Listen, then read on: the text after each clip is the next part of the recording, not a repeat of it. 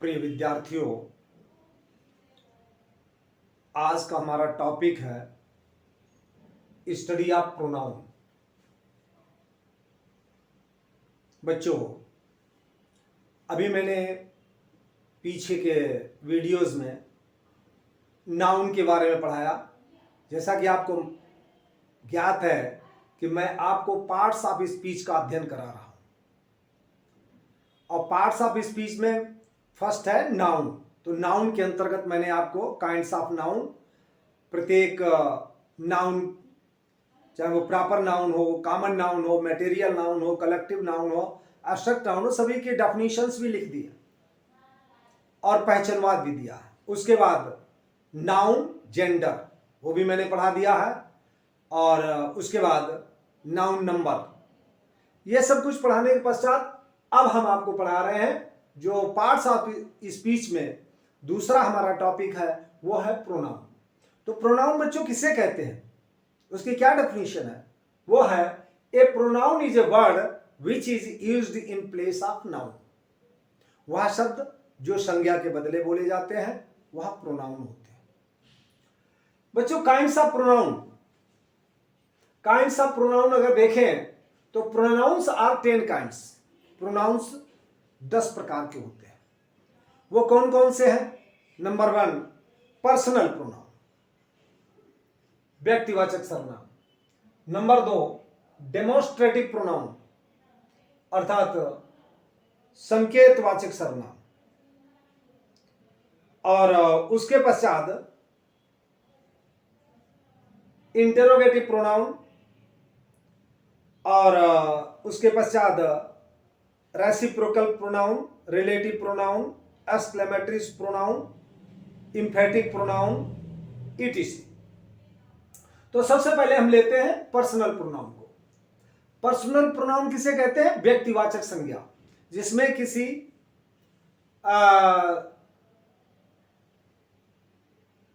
Definition के माध्यम से समझे कि personal pronoun is that pronoun which stands for the 3 persons.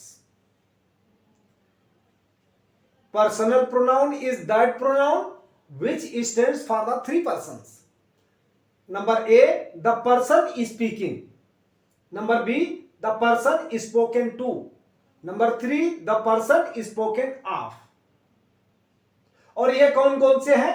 I, we, you, thou, he, she, they, it, etc. ये pronounce हैं जो संज्ञा के बदले बोले जाते हैं। अब एक एग्जाम्पल है, I told you about them. इस छोटे से सेंटेंस में जो पर्सनल प्रोनाउंस के 3 फंक्शंस हैं वो तीनों हैं।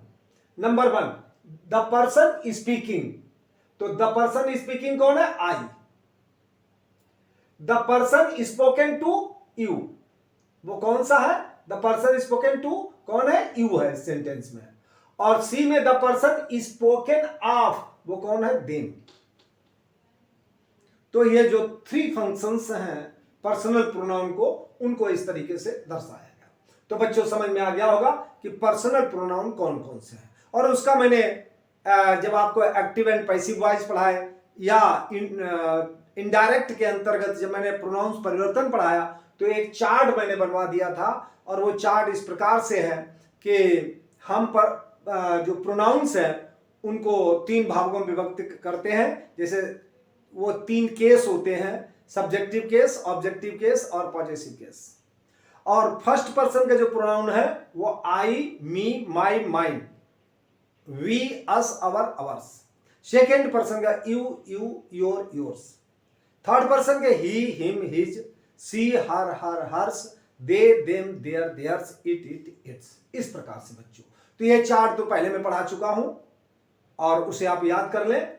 वही जो ये सभी जो प्रोनाउंस चार्ट है ये सब पर्सनल प्रोनाउन के अंतर्गत ही आते हैं। उसके बाद अब आता है नंबर 2 डेमोन्स्ट्रेटिव प्रोनाउन। इसे हम कहते हैं संकेतवाचक सर्वनाम। इससे संकेत होता है। ये मात्र 4 है। वो कौन कौन से हैं? पहले तो समझ लें डेमोन्स्ट्रेटिव प्रोनाउन की क्या डेफिनेशन है। Demonstrative pronoun is that pronoun which is used to point out the object to which it refers. क्या है इसकी definition? Demonstrative pronoun is that pronoun which is used to point out the object to which it refers as, for example जैसे this, that, these and those. इस प्रकार this singular, that singular, these plural और those plural. तो this निकट के लिए, that दूर के लिए, और दीज निकट के लिए परंतु प्लूरल के लिए, और दोज दूर के लिए परंतु प्लूरल के लिए। For example this is a book, तो दिस डेमोस्ट्रेटिव प्रोनाउन है।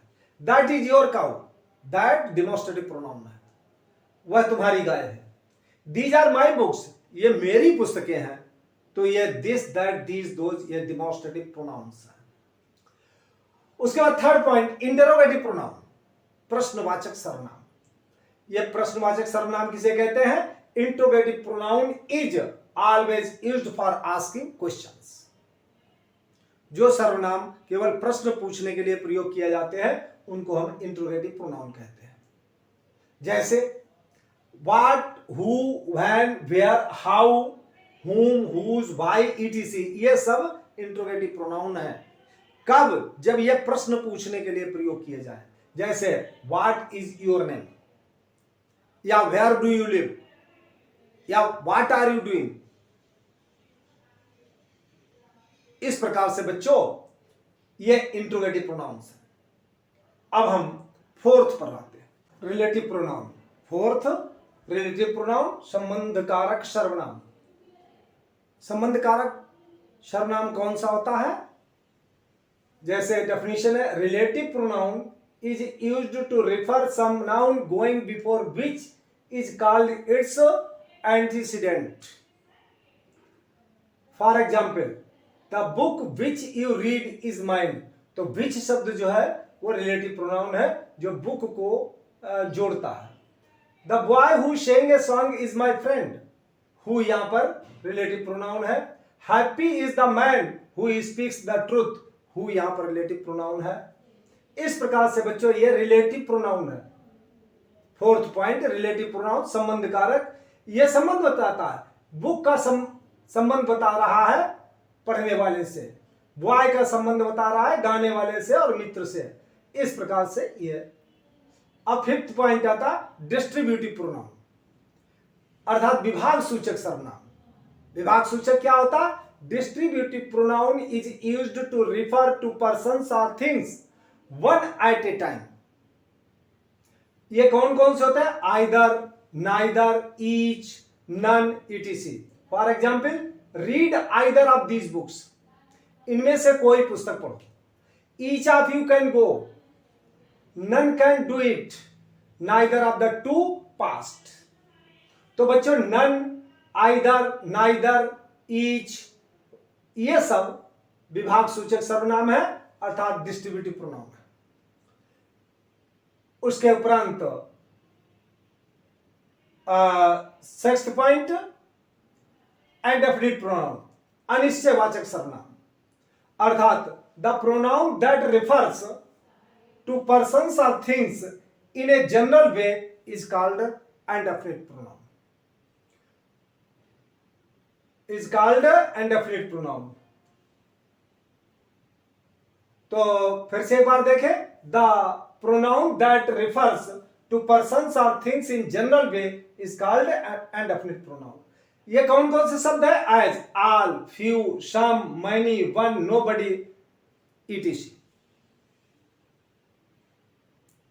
तो अब examples, all new this, some come and some go, do good to others, few will pass. तो बच्चों ये ऑल, अदर्स, सम, फ्यू ये सभी इंडेफिनिट प्रोनाउन है।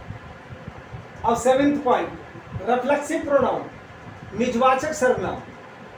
इसकी डेफिनेशन है, reflexive pronoun is used to point out that the action done by the subjects turns back upon the subject. For example Mohan hurts himself, she deceived herself,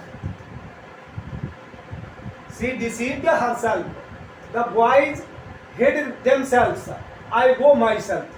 तो बच्चों himself, herself, myself, themselves, ये सभी reflexive pronoun है, लेकिन ये तभी तक reflexive pronoun है जब तक ये वर्ब के पश्चात आते हैं, तब ये रिफ्लेक्सिव प्रोनाउन है। तो नेक्स्ट 8 पॉइंट, एम्फेटिक प्रोनाउन, दृढ़ता सूचक सर्वनाम। Emphatic pronoun is that pronoun which is used for the sake of emphasis.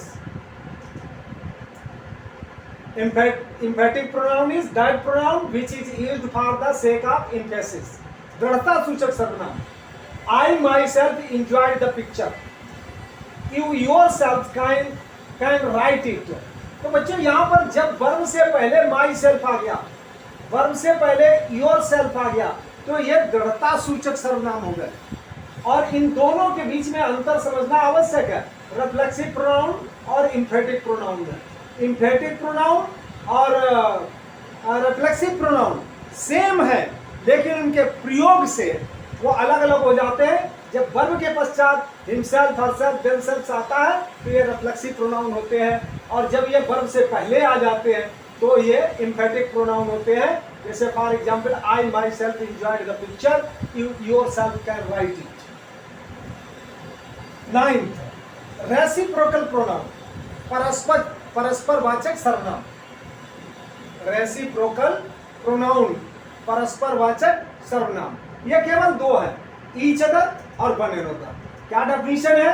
Reciprocal pronouns are compound pronouns closely connected with each other, pointing out the mutual relation as each other or one another. For example, we should help one another. Ram and Shyam quarreled with each other. दो के लिए each other और दो से अधिक के लिए या अनजान संख्या के लिए one another का प्रयोग किया जाता है। तो इस प्रकार से बच्चों यह रेसिप्रोकल प्रोनाउन, परस्परवाचक सर्वनाम मैंने आप पढ़ाया। अब 10वां point last, 10th, exclamatory pronoun, विस्मय बोधक सर्वनाम।